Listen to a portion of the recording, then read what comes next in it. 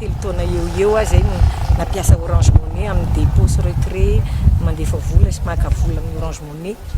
de tombé hatry ny semaine fidindry zareo herinandro fidindry zareo zany le izy hoe am'izao herinandro zao zay manao transaction no tirena au sort de tombé tam'le zany nanao les transactions nanao les tirages au sort izy de tao anatin'le tsara vitana telo nahazo zany tamin'ny herinandro tirena au sort io voalohany ty herinandro voalohany nanaovany an'le izy de mba tao anatin'le telo nahazo an'le loka be zany tsy napoizina zany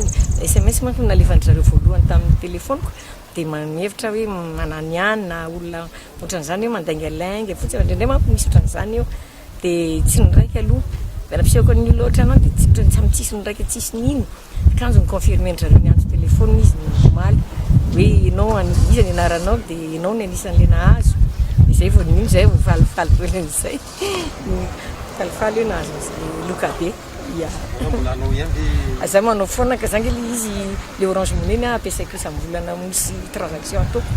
ataoko foana karazany misy mandefa vola de zany maka le vola anazy zany mandefa le vola any faritany any fa tsy aty Antananarivo zany le olona fa any Manakara any Fianarantsoa de mandefa izy de maka le izy ana zany mandefa de izy maka le izy zay le transaction ataoko fa ny atao amin'ny Orange Money zany misy transaction maromaro tsara fantatry ny olona efa nanao antso be dia vao hitako hoe marina le izy teny an'rehetrarehetra zay fantatra hoe manova Orange Money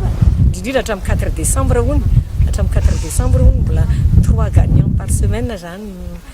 mahazo ny loka be izy zany 3 scooters misy casque de misy 50 000 ariary carburant zany carburant alefany amin'ny Orange Money